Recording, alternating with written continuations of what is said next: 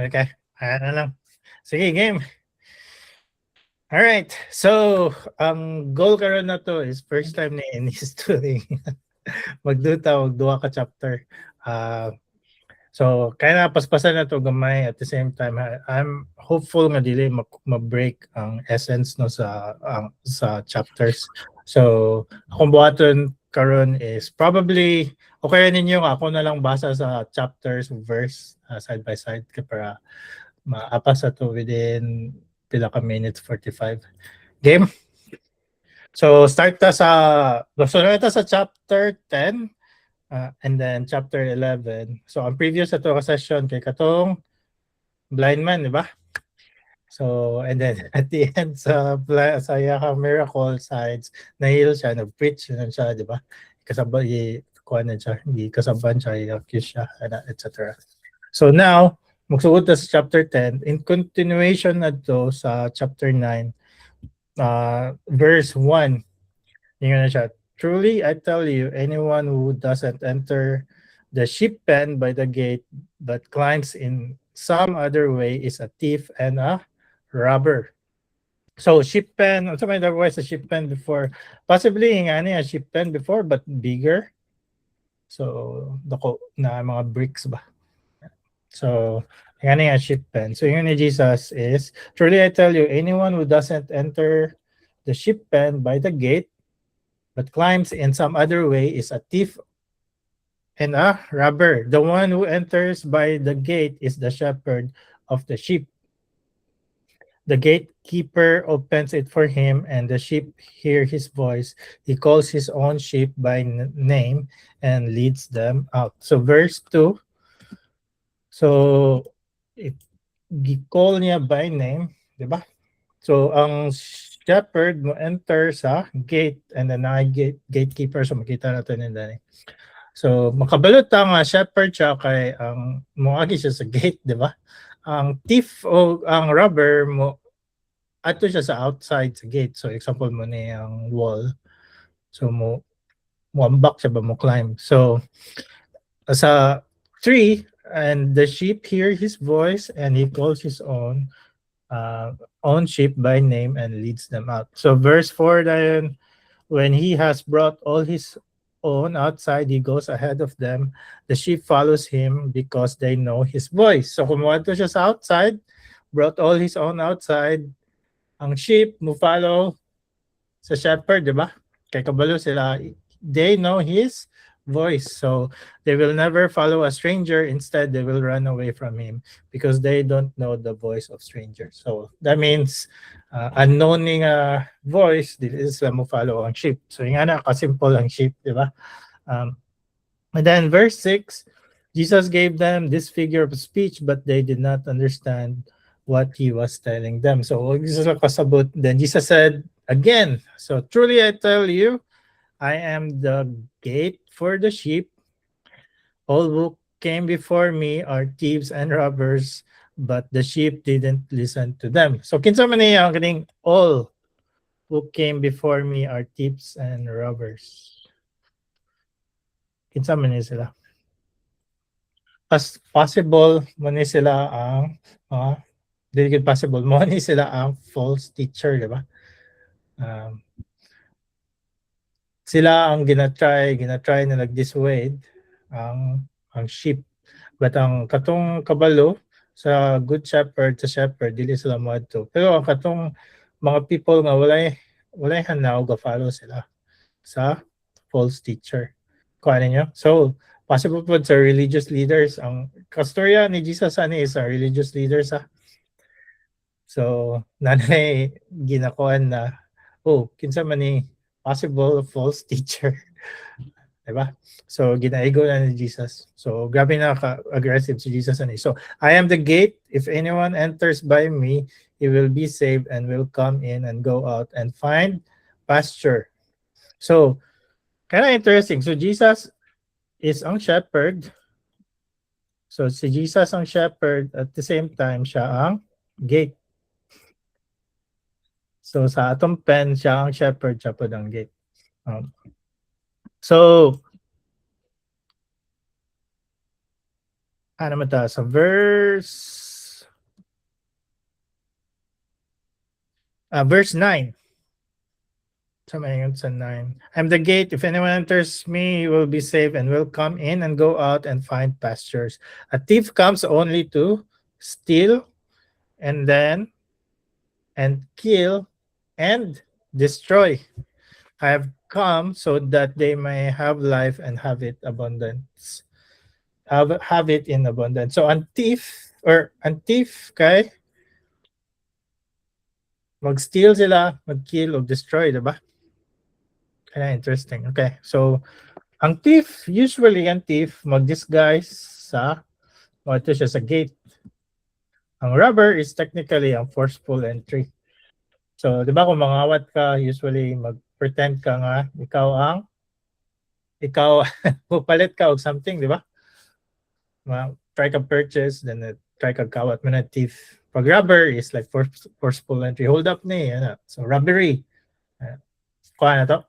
So, mga difference sila. So, ang possible, yun si Jesus sa sheep pen, na ay thief, na ay robber, o na ay good shepherd. So, o na sheep. So, man yan sheep.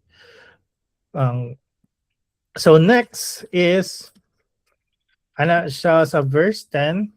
I have come so that they may have life and have it in abundance.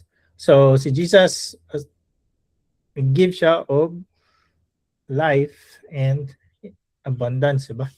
So 11. I am the good shepherd. The good shepherd lays down his life for the sheep. So then the hard hand, since he is not the shepherd and doesn't own the sheep, leaves them and runs away when he sees a wolf coming. The wolf then snatches and scatters them. This happens because he is a hard hand and doesn't care about the sheep. So that means kung magkagubat man, kung kinsa ang hired nga shepherd mo, hawar siya sa pen, di ba? Kaya he really doesn't care. If anything na ay forceful entry or na ay wolf, then dili the care ang hard shepherd. Okay pa, di ba? Kabalo naman tamo naman na ito ang ginabalik-balik sa atong mga Bible study sa church. So, sa 14, ano sa mayon sa 14? I am the good shepherd, I know my own, and my own know me, just as the Father knows me, and I know the Father. I lay down my life for the sheep, but I have other sheep that are not from this sheep pen. I must bring them also, and they will listen to my voice. Then there will be one flock, one shepherd. This is why the Father loves me, because I lay down my life so that I may take it up again. No one takes it from me, but I lay it down on my own. I have the right to lay it down, and I have the right to take it up again. I have received this command from my Father. So, in short, si Jesus na, I am the good shepherd. I know my own, and my own knows me. Then just as the Father knows me, I know the Father. So, mo naman niya itong ginabalik-balik na team, di ba? Sa previous chapter. And he knows the Father, di ba? So, ang pinakadako nga part is siya sa 16 nga, but I have other sheep that are not from this sheep pen. I must bring them also, and they will listen to my voice. So possible na ay other sheep pen. So one of the things nga possibility is si Jesus nagsay nga yung ministry is a Jews right now. Ang gusto po niya ang other sheep pen, which is a Gentile, mosulod sa sheep pen. Kaya ito na kanina part. Klaro, di ba? So that means kung atong tanawon ang the whole picture sa John sa mga previous things nga atong gi-studian sa wedding in Cana, ang katong disciples, si Nathanael, main in Jerusalem sa Passover, the royal official, the man born blind, the Samaritans katong nag-believe, moto ang Jews nga shipment. So katong mga believer nga Jews. Then at the same time, kung balik ta katong royal official kanang mo, and then ang Samaritans katong town. So others classified as a Gentiles. One is padulong sila sa sheep pen, which is ang shepherd is si Jesus. I am the good shepherd. Clear? Clear pa? So i-trace back na to tanan, padulong into one. And then sa future, mo na din mo na inisulod na din si Paul, di ba? Yung ministry, which is ang Gentiles. Specifically ang Gentiles. After sa resurrection ni Jesus, padulong sa Good Shepherd o sa sheep pen nga gina-mention ni Jesus. Kuha na to. So it's like a thread na murag nga ni tanan ways, like sa time ni Abraham, time ni Noah, time ni Moses, tanan padulong sa Good Shepherd o sa sheep pen. Siya ang gate. Klaro ba niya siya nga picture? So tanan na to na learn sa Bible since sa BBS, sa tanan, katong tanan nga characteristics, tanan mo unify padulong kang Jesus. So muna ni siya ang center point, di ba? Si Jesus ang center. And then, it's like a thread. So, mo live in abundance. So, mo to, di ba? I came that you might have life and have it in abundance, di ba? Kaya interesting ang picture. No? So, but kung mabasa ka sa chapter 10 nga, chapter 10 lang mo, okay. Okay, siya ang shepherd, siya ang kuhan. But kung una na akong na to, tanan things nga atong gi-mention since sa John 1 pa o sa Genesis pa sa Moses kay Abraham, muna niya ang yahang point, di ba? Yang reference, di ba? So, sa naman ta sa verse okay, 19. Again, the Jews were divided because of these words. Many of them were saying, he has a demon and he's crazy. Diba? It was like, oh, ang demon, diba? Mo man yung previous 2 chapters before, I think. And then, karon is, he's crazy. Why do you listen to him? Others were saying, these aren't the words of someone who is demon-possessed. Can a demon open the eyes of the blind? So, katong last meeting, gi-open ni Jesus ang blind man because ingon siya, he's the light, diba? Ato gikuan to vision, how come makakita siya tungod sa tong dust, diba? Sa ground, and then iyang gi-wipe sa mata. So, cool. Klaro ba? Okay ba ta? Okay, so paspasan na ito gamay kay para makaadto ta sa 11. So then the festivals of dedication took place in Jerusalem and it was winter. Jesus was walking in the temple in Solomon's colonnade. The Jews surrounded him and asked, how long are you going to keep us in suspense? Diba? Then if you are the Messiah, tell us plainly. But as Jesus, I did tell you and you don't believe. Jesus answered, the works that I do in my Father's name testify about me, but you don't believe because you are not of my sheep. So in short, di sila ka sabot kang Jesus kay dili sila part kang Jesus, diba? Dili sila sheep, so they don't know Jesus. So my sheep hear my voice, I know them, and they follow me. I give them eternal life, and they will never perish. No one will snatch them out of my hand. My Father, who has given them to me, is greater than all. No one is able to snatch them out of the Father's hands. I and the Father are one. So, kind of interesting. So, if we go back to John 1, it says, in the beginning was the Word. The Word was with God, and the Word was God. He has with God in the beginning. So, si Jesus, God ba? I and the Father are one. So dagan things mga people may know si Jesus prophet lang, di ba? Si Jesus wala mo gid siya nagingon nga God siya. Like look sa verse 30, I and the Father are one. So all things John 1:1 to 5, verse 3, all things were created through him and apart from him not one thing was created that has been created. In him was life, and that life was the light of men, and that light shines in the darkness, and yet the darkness did not overcome it. And then gitrace ito na before, so ito sa first na to meeting sa Genesis, di ba? And there was light, and then kanahan kayo si God sa light, di ba? Parang taro pa. So, na-picture out din yung Bible, mag, whoa. Like, kind of like, super awesome kayo ang word ni God ba?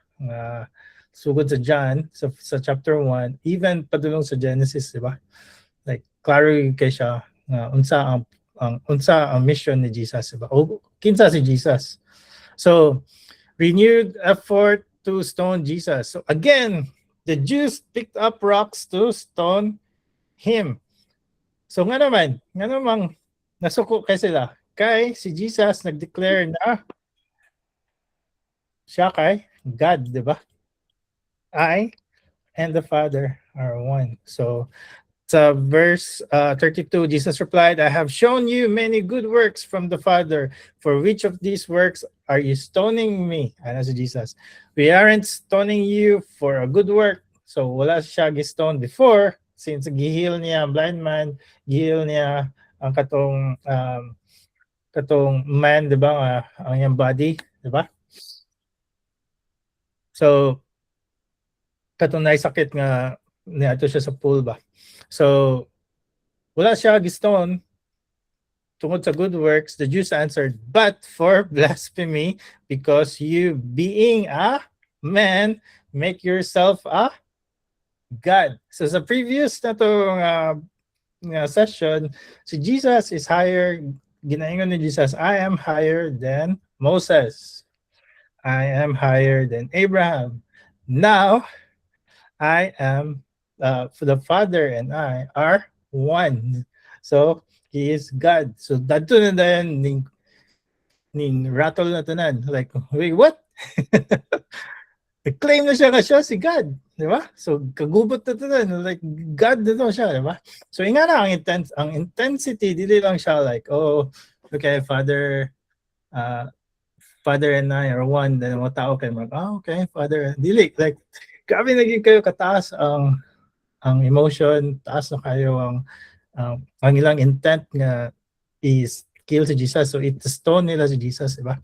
So, 34, sa may being a man, also 33, being a man, make yourself God. So, sa may sa 34, Jesus answered them, it is written, in your law, I said you are gods. If he called those to whom the word of God came gods, and the scripture cannot be broken, do you say you are blaspheming to the one the Father set apart and set into the world, because I said I am the Son of God?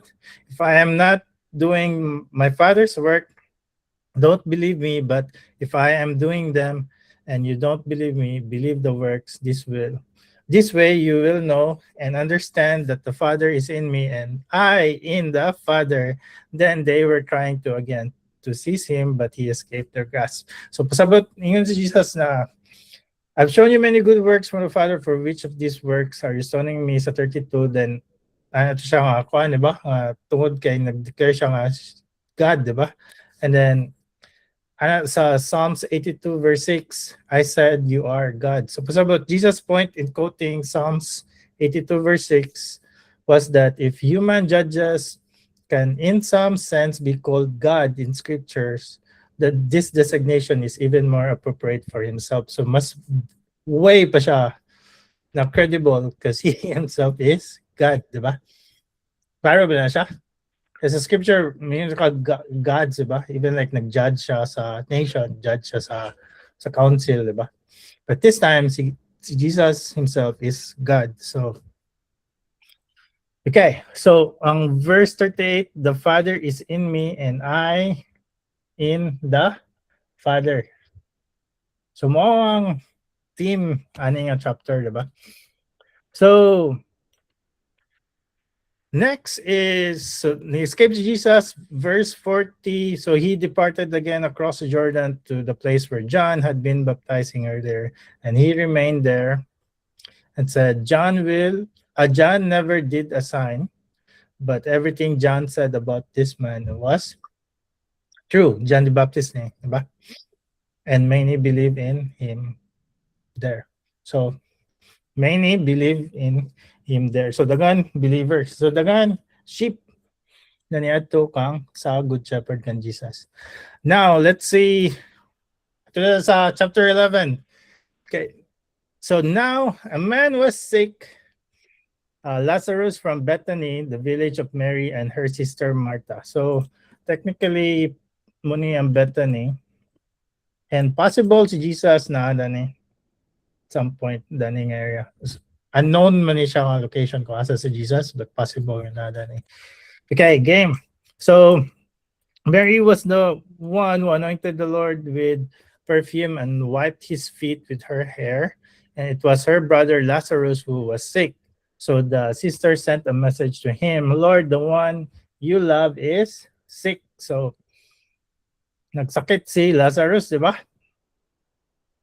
So when Jesus heard it, he said, the sickness will not end in death, but is for glory of God, so that the Son of God may be glorified through it. So kung remember mo sa blind man, di ba? Muna yung ingon sa blind man sa chapter 9, verse 3.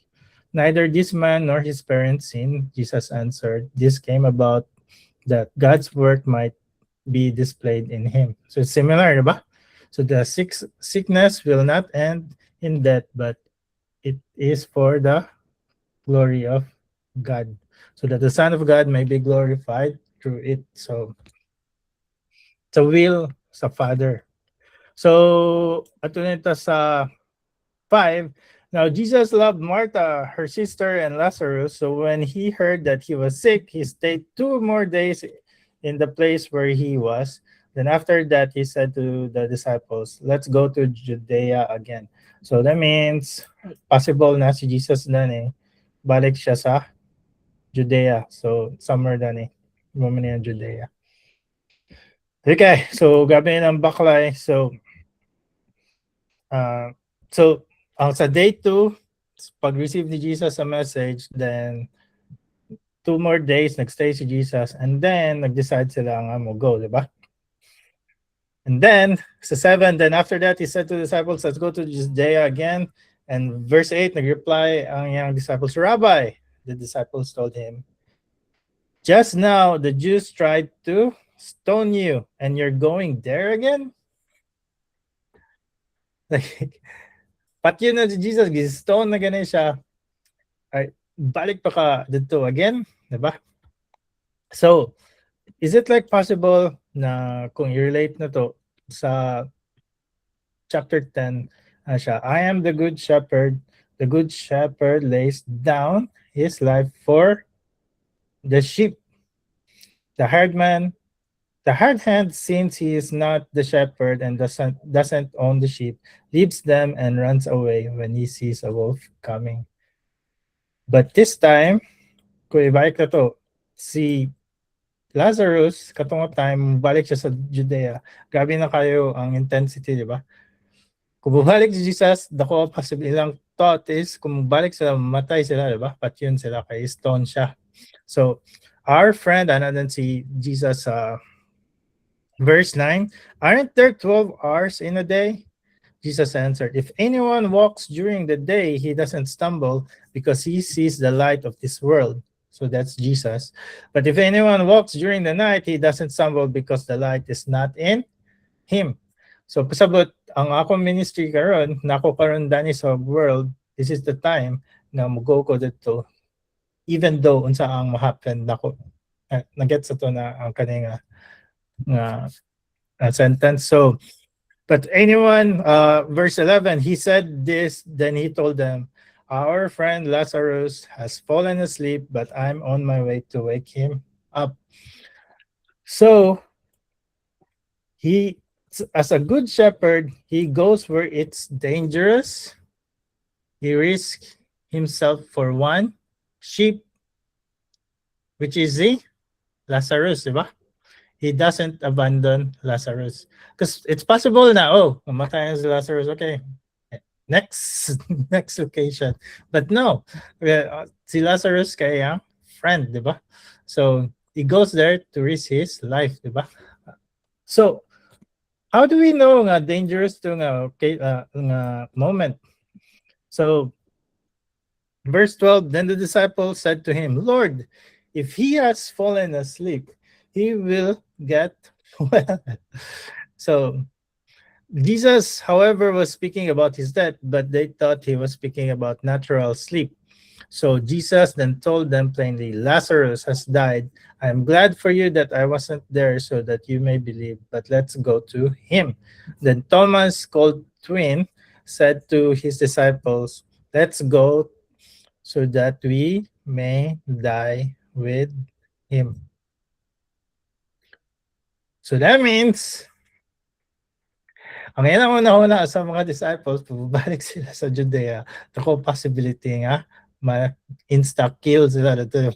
So, matay sila dito. So, mo na ang reason na as a good shepherd, even just for one, which is Lazarus, he goes way beyond even it's dangerous. Kaya to ang picture. So now, nakita na to si Thomas na willing kayo siya mo die with Jesus, di ba? So sa next nga chapter, nakita na to si Thomas nga doubtful siya kung kinsa ni na siya, Lord, di ba? I-feel ako yung mga hands, i-touch ako yung mga hands kung ikaw ba. So, day 5 to day 6, journey to Bethany, where Jesus was. Bethany, like probably 2 miles journey. Then Jesus arrives at Bethany. Lazarus has been dead for 4 days. Then abot sila sa Bethany. So, when Jesus arrived, he found that Lazarus had already been in the tomb for 4 days. Bethany was near Jerusalem, less than 2 miles away. Many of the Jews had come to Martha and Mary to comfort them about their brother. As soon as Martha heard that Jesus was coming, she went to him, but Mary remained seated in the house. Then Martha said to Jesus, Lord, if you had been here, my brother wouldn't have died. Yet even now I know that whatever you ask from God, God will give you. And then as Jesus at 23, your brother will rise again. Jesus told her, Martha said to him, I know that he will rise again in the resurrection at the last day. Jesus said to her, I am the resurrection and the life. The one who believes in me, even if he dies, will live. Everyone who lives and believes in me will never die. Do you believe this? And I said, yes, Lord. She told him, I believe you are the Messiah, the Son of God who comes in this world. Na may question so far ito? Ito yung ingon ni ani nga part ni Martha. Okay pa mo ani? Diba? I am the resurrection and the life. So if who believes in Jesus, then he dies but will live. So 28. Let's go 28. So kakainahin na yung nagkaka-suspense ang atong story ang chapter. So Mary meets Jesus. Mary falls at Jesus' feet and weeping, and Jesus wept. Diba? So having said this, she went back and called her sister Mary, saying in private, the teacher is here and is calling for you. As soon as Mary heard this, she got up quickly and went to him. Jesus had not yet come into the village, but was still in place where Martha had met him. The Jews who were with her in the house consoling her, so that Mary got up quickly and went out. They followed her, supposing that she was going to the tomb to cry there. As soon as Mary came to where Jesus was and saw him, she fell at his feet and told him the same thing, Lord, if you had been here, my brother wouldn't have died. 33, when Jesus saw her crying, and the Jews who had come with her crying, he was deeply moved in his spirit and troubled. So si Jesus was deeply moved and troubled. Ana siya, 34. Where have you put him? He asked. Lord, they told him, come and see. Ang pinaka-shortest verse sa Bible is Jesus wept. So, kita na to nga si Jesus was deeply moved. Ano mang tanong niyo, anong deeply moved man si Jesus? Na may idea? Okay, sa third, kanang kung naa pa siya dito din siya mamatay, then murag kay close sila ni Mary, then gimahayan siya. Okay. Kung naala ka din ni Kuya JM, okay ron ta ko. Ginana ang sense bitaw sa kuan, inana ang sense sa ako lang nga inana ang sense sa pagkastorya. Sa perception ni Martha o ni Mary, di ba? Nga na nga, kung naalang yun ka, kung giinom lang yun to nimo. Wala mo tanay nga ni. Or niya to ka sa hospital. But kani is ang urgency, di ba? Like, if kung naalang ka, di ba? Kung nakakadani, wala ka siya namatay. But nga na move man si Jesus. So atong i-try connect sa chapter 10.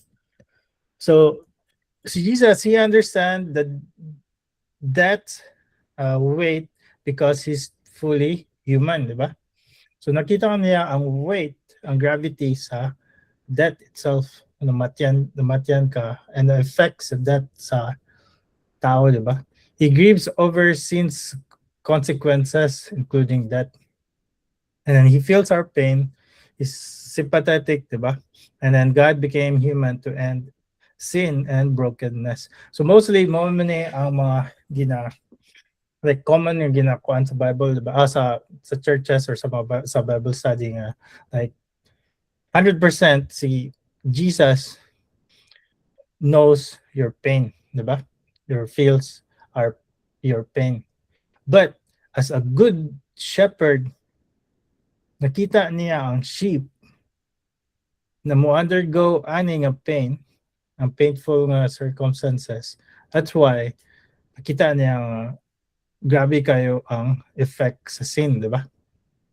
Because good shepherd na siya. He's willing to lay down his life, di ba? Para sa iyang sheep.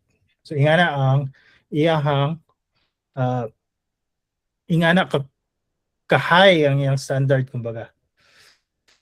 But pagtangan niya ang iyang sheep is ingani ang face na ingani ang moments, ingani ang ka-heavy ang death itself. Then he, well, because he's a good shepherd, di ba? Kuha ninyo ang analogy. Like, kung good siya nga shepherd, kung maunsa ang sheep, he will carry the sheep all the way padulong sa iyang pen. Bahala pa nagpila ka miles away pa na i-carry na siya. Bahala pag masakitan siya. But at this point, ang sheep is mamatay physically. Ang pain na ma-experience sa sheep, it's also the same thing as a good shepherd na may impact po siya, diba? Because he's also human. Kuha na to? Klaro? Then, ato bang kind-of marinate ni siya apart. Jesus wept also, it's because ang miracle ni ang Lazarus resurrection, once si Jesus mudu miracle kang Lazarus, it equals equivalent nga sealed his own death. So kita man nato si Jesus na siya mag-predict man yung future, di ba? Sa previous na itong chapter. Kabalo siya nga by the moment nga resurrect na ko ni si Lazarus, akong death itself is sealed. Kuha to? So, that means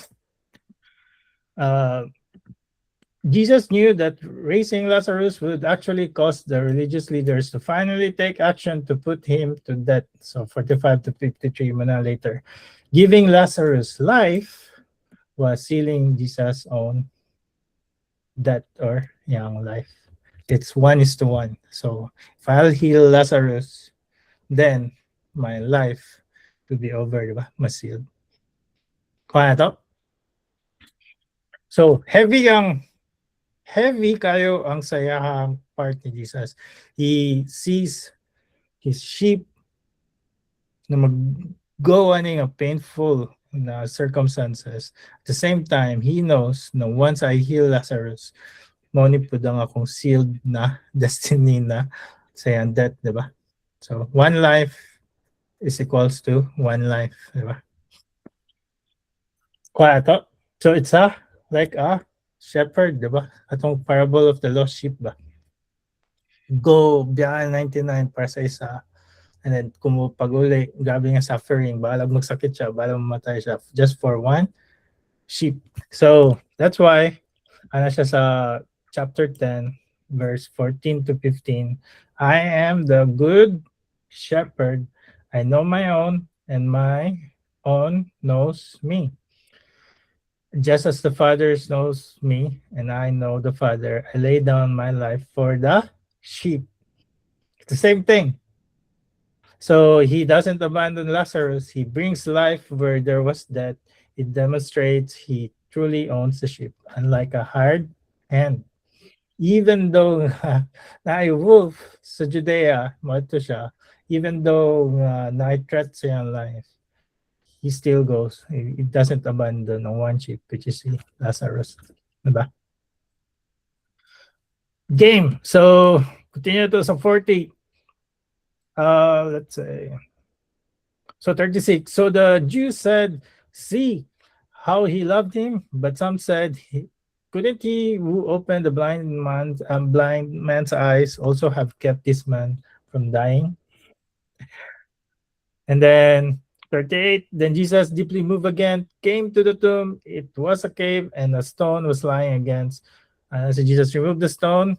And Martha, the dead man's sister, told him, Lord, there is already a stench because he has been dead for 4 days. Diba? Jesus said to her, didn't I tell you that if you believe, you would see the glory of God?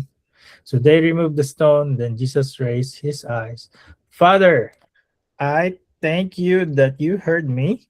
I know that you always hear me because of the crowd standing here. I said this so that they may believe you sent me. A seal of approval katulad sa previous na itong mga chapters. After he said this, he shouted with a loud voice, Lazarus, come out. The dead man came out, bound hand and foot with linen strip, and with his face unwrapped in a cloth. Jesus said to them, unwrap him and let him go. So the sheep follow him because he knows his voice. John 10. So when Jesus told Lazarus, Lazarus, come out, what do you think? Ang sheep, di ba? He knows ang voice ni Jesus. He knows him. And then the dead man came out, bound hand and foot with linen strip, with his face wrapped in cloth. And most important part is, it's the will of the Father, di ba? So Father, I thank you that you heard me. Kuha na to. So, doesn't mean na maato ka sa street, na may ka resurrect, pray tayo for 30 days, na resurrect niya siya. Nope. Yun sa yun sa Bible, sa verse 41. Father, I thank you that you heard me. It's the will of the Father first, diba? And then second is, si Jesus, I know that you always hear me because of the crowd standing here. I said this so that they may believe you sent me. So it's to glorify Jesus na siya ang sealed na approved, nga siya ang perfect Lamb of God later. Na siya mismo po i-sacrifice, diba? Kuha ito.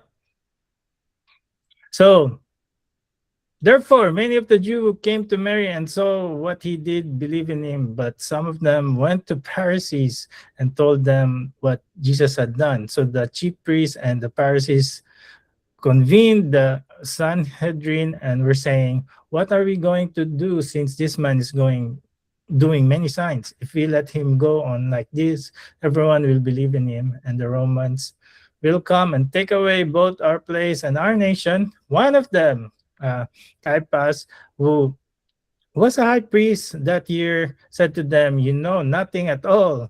You're not considering that it is to your advantage that one man should die for the people rather than the whole nation perish." So one is to one nation. He did not say this on his own, but being high priest that year, he prophesied that Jesus was going to die for the nation, not for the nation only, but also to unite the scattered children of God. So from that day on, they plotted to kill him. So muna niya ang seal. Now, one miracle ni Jesus kang Lazarus is na-sealed sa 1:1 ng life ni Jesus. So Jesus therefore no longer walked openly among the Jews, but departed from there to the countryside near the wilderness to a town called Ephraim. And he stayed there with the disciples. Now the Jewish Passover was near, and many went to Jerusalem from the country to purify themselves before the Passover. They were looking for Jesus and asking one another as they stood in the temple, "What do you think? He won't come to the festival, will he?" The chief priests and the Pharisees had given orders that if anyone knew where he was, he should report it so that they could arrest him. So that means ang sikap Caiaphas meant ang political niya, ang concern is Rome will destroy Israel if Jesus causes unrest, kill one man, which is Jesus, and then Jewish leaders will lose power, then just sacrifice Jesus, diba? So the entire nation will be destroyed. So ang iyang solution is save the nation by killing one. But God's true meaning kay one man should die for the people. Jesus dies for sinners. Not the whole nation, but all humanity. Wala to. So that's why, ana to sa John, ang thief kay what? Must steal, must kill, and Destroy. diba? So, see, kita mo ang reaction sa thief, which is ang religious leader, which is Pharisees na. First is steal na to ang sheep, and those who believe in Jesus, diba?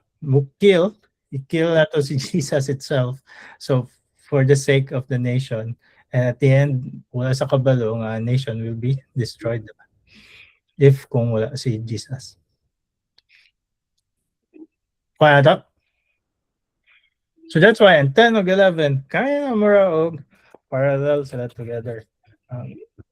And sometimes like ma-miss na to ang thought sa 10 because grabe kayo ang atong focus sa ka Martha, ka Mary, diba, o ka Lazarus. So, ano siya sa John 10:27-30, "My sheep hears my voice. I know them and they follow me. I give them eternal life and they will never perish. No one will snatch them out of my hand. My Father who has given them to me is greater than all. No one is able to snatch them out of the Father's hand. I and the Father are one." So, that's nakita niyo ang wide spectrum sa ato ang chapters karon. Sabi nyo na may so far insight, bugat ra, daghan ra, or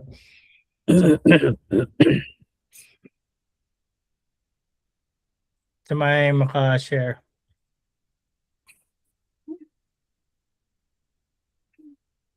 Nakalimot ko sa part ba nga apil man day si Lazarus sa sheep, no? Then in connection, tama ka bro, in connection sa my sheep knows my voice and they will listen to me or they will follow me. Tama yun po. Then karon pa nako na connect ang dots. Nga tama di ay ang pag-raise kay Lazarus is Jesus sealed death already. Ano ba? Tama din, no? New learnings. Yeah. So, gabi kayo ka 100% nga bugat to siya nga decision, di ba? O si Orwell, nag-unmute si Orwell. Same gyapon PGM nga sentiment pa nga kanap itong in a way lahi naman naay bago bitaw nga appreciation sa kadtong shortest verse kay murag kung buhaton niya kanang mo kuha na siya mo trigger na siya sa tanan events leading to the cross. Kung di niya buhaton dili pwede dili na siya consistent sa iyang nature. So marag inana bitaw nga marag mawala na ma-miss out marag sa kuha lang kuan ba nga ma-miss out na niya yung time nga mag-uban sila kay wala naman mag-fulfill naman siya sa iyang kuan sa iyang mission. And base na siguro yung kuan bitaw nga kanang okay gusto pa ko magdugay din pero kanang kailangan pa din ako buhaton kaya lisod naman ni resurrect si Lazarus 20 days nang patay. Right kanang bitaw right kanang okay sige kanang karon gid ang moment. Then marag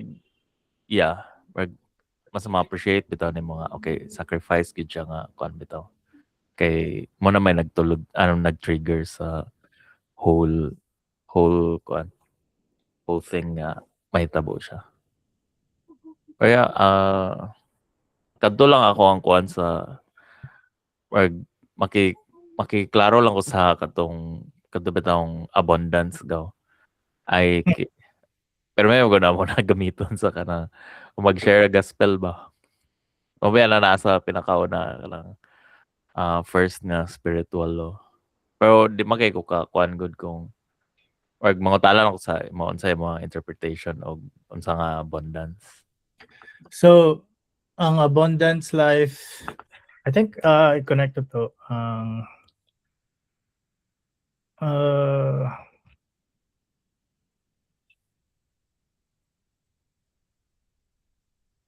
okay, I am chapter 10 verse 9. I am the gate. If anyone enters by me, he will be saved and will come in and go out and find pasture. So what do you mean by the sheep gonna find the pasture?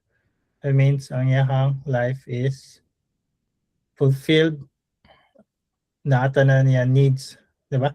Dili wants, di ba? So nata na niya needs in the presence of a good shepherd.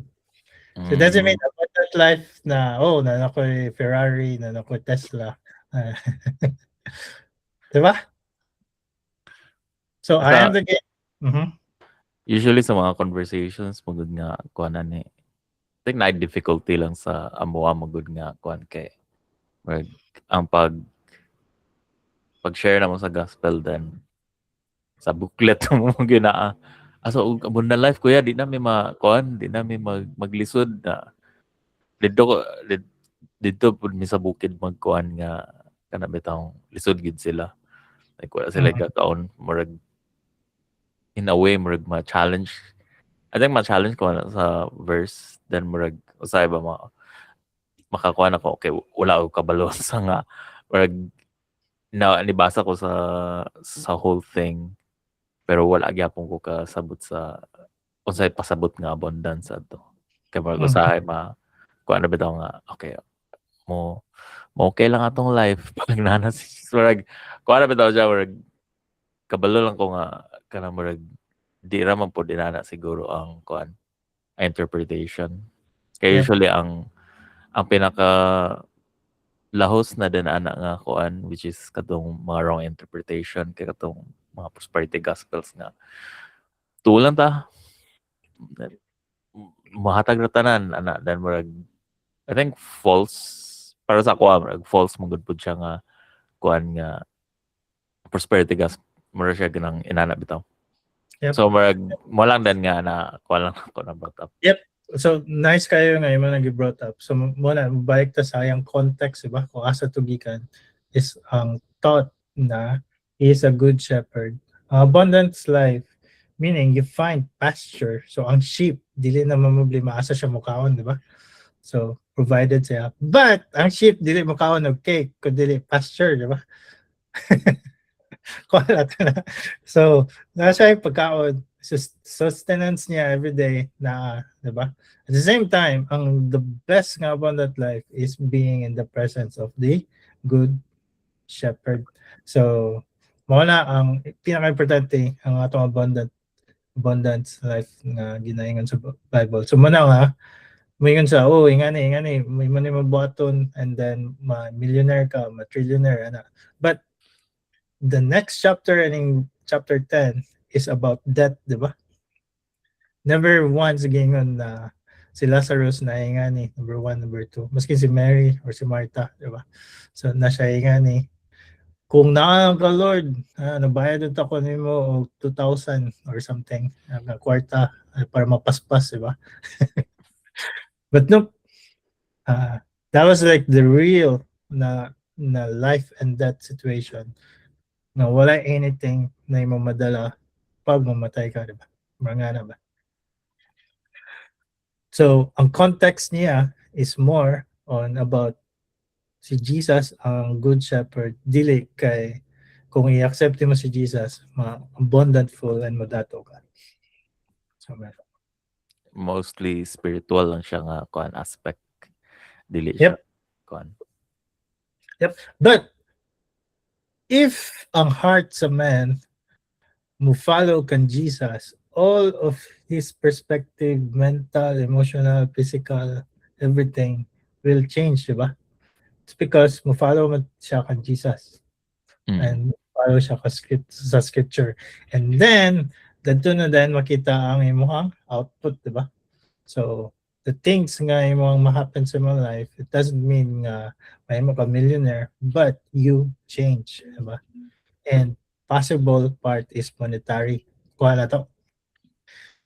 But it's just an outer effect. Okay. So outer effect, like after effect siya sa technically sa imo to follow kan Jesus. Dili mo reason nga follow ka kan Jesus. Nice. Thank you, Goke. Isa sa challenge ka nang sa mag-share na sa gospel then muna nga verse magamit. So sa paningto na din video. Okay, proceed na lang ta sa next. Kung mag-share ta gospel na balin katong booklet, i-omit ta to siya. Kaya dili mo pud pasabot na once you follow Jesus, wala na kay problema, diba? After ending a chapter is technically the greatest problem, diba? Ang death itself sa human, as a human. I mean, it's like, dili siya kanang, follow ka Jesus, okay na tanan. Like, party na ta. Nope. After ending a chapter is like death itself. That's like the number 1 question mark. What do you do when you are facing a circumstance? Kaya natin na siya. Right. And then, ang yaong deal ni Jesus, diba? 1:1, one life to one life. One life nga ma-resurrect si Lazarus. One is masealed ang yaong death itself. So, the rest is out of context. So, mo to ang context ganyan. So, 1:1. Ang death ni Lazarus, which is pag ma-resurrect siya, mabuhay siya. And at the same time, si Jesus, which is buhay siya at tunga time, na-sealed nga mamatay siya in the future. Ayos. Wala pa may lain question so far? Realization?